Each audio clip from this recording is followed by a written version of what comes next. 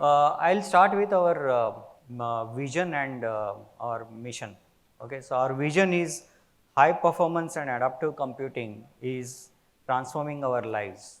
Okay, and to meet that vision, our mission is to build great products that accelerate next generation computing experience. Okay, so that's our vision and mission. And with that, what we see, that is going to happen over the next 5 years, or the trends, the computing transformation that is going to happen. And basically it is, we see that from the data center perspective, there is more and more demand for the performance. There is this performance requirements is ever growing, and that is because the data is growing that needs to be crunched, the application workloads are increasing, and there is lot of demand on that side. Also there is new applications, new kind of requirements which are coming up, like edge computing, and what we can do much better from that perspective, not only in a data center or cloud, but also from the edge perspective.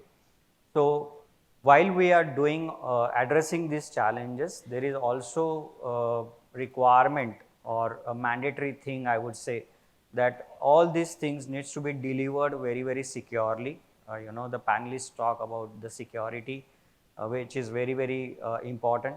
Another thing is that sustainability and efficient performance. So sustainability is big thing. Everyone is talking about that. How I can save, greenhouse gas emissions, and how we can save the environment. The next thing is AI. The AI explosion is happening, and basically, everything and everybody is everyone is talking about AI. Whatever we want to do, we want to do more intelligently. How things can happen more automatically, and all those things. That's where the industry is moving. So how we can keep those things, and at the same time how we can address those things. Another thing is that there is a lot of AI which is happening in data center today. There will be a lot of requirement that the AI actually happens at the edge or the endpoint level. So it's not only our the data center or the applications, what is running on our laptop, desktop, at the edge devices. How we can get more and more AI enabled, and that will actually give us a very, very good experience from end user perspective. In PCs and gamings, everything is exploding. There is, I mean, even in our mobile phones also, we have a, multi-core CPUs available today. And from the laptop perspective, after every few years, we feel that this laptop is very old, not giving the performance. How we can bring in more performance? So performance, at the same time efficiency in terms of how my battery life can be more. Maybe I would be very happy if I get few hours of battery life, but now those expectations are changing. How can I have, say, 24-hour battery life or more battery life from my laptop perspective? So these are the things, and for that all the applications need to work very, very efficiently, should not consume more battery. And the most of the applications that we see which are consuming battery is the collaboration tools. We need to collaborate very, very frequently now, and how we can optimize these things, how we can run them very efficiently, and that entire experience can be further enhanced. So these are the trends, and what we have done is that with these trends, we have product lines. So one is data center compute, the end user computing or endpoints compute, the GPUs, AI perspective, and then there is something called as adaptive SoCs. Okay, so basically FPGAs and all those things. Now, to drive the hardware, you also require very, very efficient software which can utilize the hardware efficiently, extract the complete juice out of that hardware and give you that performance. So I mean, almost about 20% of our workforce is software engineers, and while we do not sell any software, our policy is open source. So most of the software that we develop is all open source, and we contribute back. It is available on Git for customers to download and start utilizing it. So a lot of AI models, the frameworks, compilers, tools, the debuggers, profilers, libraries, all these things are available which are optimized for AMD compute platform. So we are creating the complete ecosystem from that perspective, which will enhance that user experience. And another shift that we see, which is happening in the market, is that the general purpose compute again, is kind of sometimes becomes inefficient, to deploy and use. So we see that the workload optimized compute is getting traction in the market. What is workload optimized compute means? If I want to run something, say, where I'm paying for the software, huge amount of money. Software is generally always very costly than hardware too. And if I'm paying, say, by per core license for that software, if I can increase my per core performance, if I get much better performance per core, then I would like to deploy that kind of compute infrastructure so that I can get more TCO out of that software investment. So there are two things. Either I buy same number of core licenses and get much better performance out of that, or I can reduce my requirement, per core requirement licensing perspective, and I can deliver whatever is necessary with those reduced number of licenses. These are both the scenarios are fine. So that is called as workload optimized compute. Another thing is that there is a lot of edge kind of deployments are also happening. There, the measurement factor is not really performance. Performance is important, but power is more important. So performance per watt, maximum performance per watt is what is the measurement factor at the edge, because power is limited, cooling is limited at the edge, and you want to do a lot of things there. So those kind of different scenarios are happening where the general purpose compute cannot be utilized there. And while the general purpose compute is very, very important, it's not that it's going away. We are focusing on that, and today from x86 perspective, AMD EPYC Genoa CPUs are the world's highest performing CPUs available in the world today.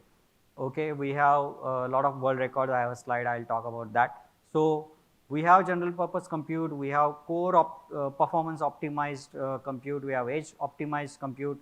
Second thing is there is a lot of cloud deployments which is happening, where customers are deploying containers and cloud workloads where things are working in parallel. So you do not require a really per core performance, but you require large number of cores so that you can run multiple workloads in parallel.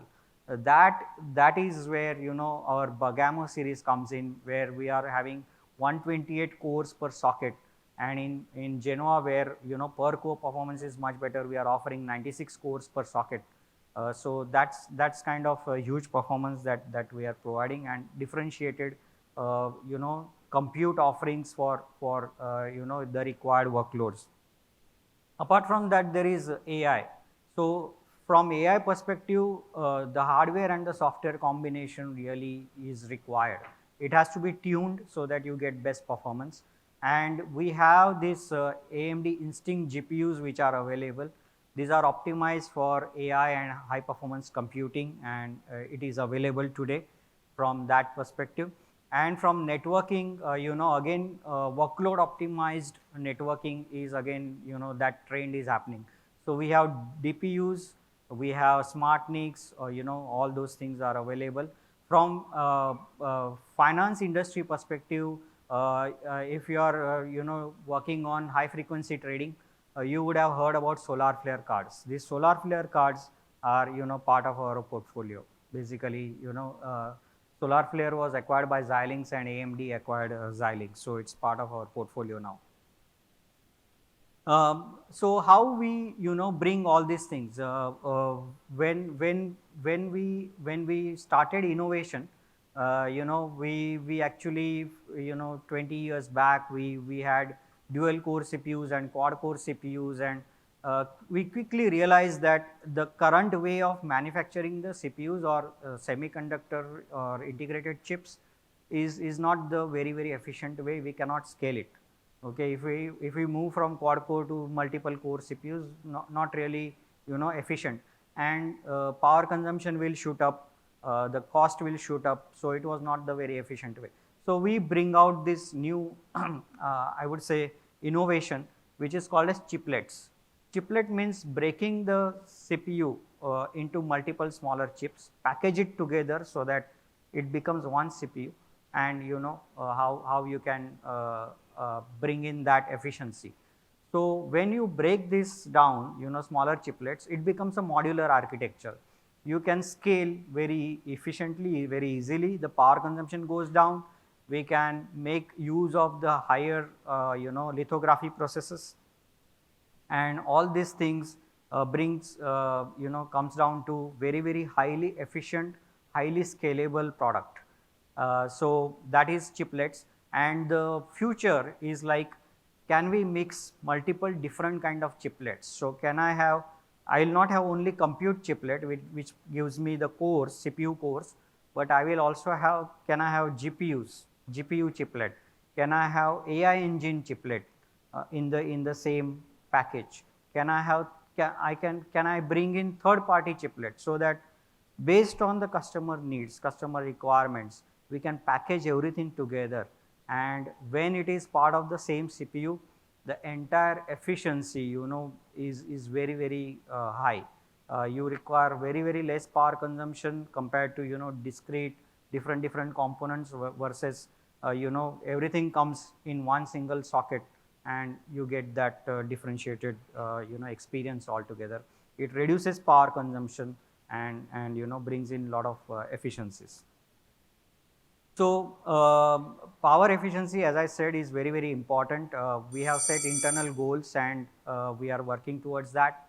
And basically, we are exceeding our goals as of now. We are providing much better performance per watt. And it is not only that we are thinking from our own hardware perspective, but we are working with the entire ecosystem, be it the ISVs, cloud vendors, OEM vendors, ODM vendors. We work with everyone so that the end user customer experience is very seamless. So these are the world records that we have. We have more than 300 world records. As you can see, we have fintech based world records, fintech application based world records. We have virtualization world records, database analytics world records, OLTP world records, Java application based world records, power efficiency based world records. Whether you want to deploy in hyperconverged infrastructure, we have world records again there.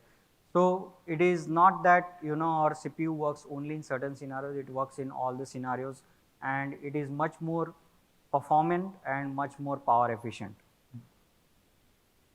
So from fintech perspective, we have world's top 6 banks have deployed AMD solutions, AMD platforms in their data center.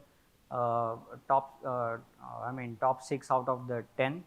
Then a leading bank in EMEA, this is just one of the case study where they deployed AMD platform and they achieved lot of savings in terms of greenhouse gas emission, in terms of power efficiencies, and at the same time their computing power increased in the data center. Whatever they had more than 30% increase in the compute power, while at the same time their energy consumption reduced by 50%.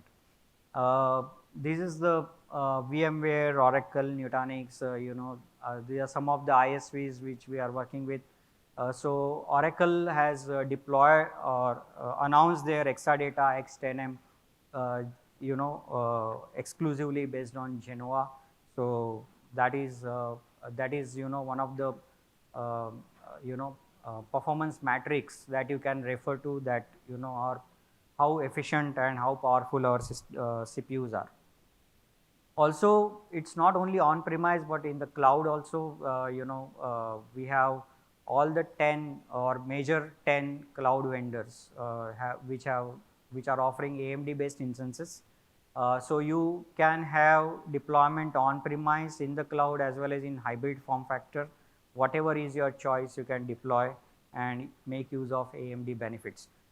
Now, the one thing I would like to highlight here is that what you get by choosing AMD instance versus any other x86 instance is basically you get lower priced instance, and at the same time the performance is either equivalent or better. Okay, so that's the major value benefit. This is my last slide. So we are very proud to say that we are part of this Chandrayaan, mission that ISRO launched. Our FPGAs, adaptive computing FPGAs, were part of that. The lander payload which was there. So we are proud about that. It was a very important moment and proud moment for all of us in India. And we are also doing a lot of investments in India. This year in July, our CTO, Mr. Mark Papermaster, announced $400 million of investment in India from AMD perspective. We are building the largest design center in Bangalore. And our software, as I said earlier, is open source, and a lot of Indian students and Indian ISVs are utilizing these products to build and come out with differentiated solutions, very power efficient solutions based on AMD technologies. Thank you.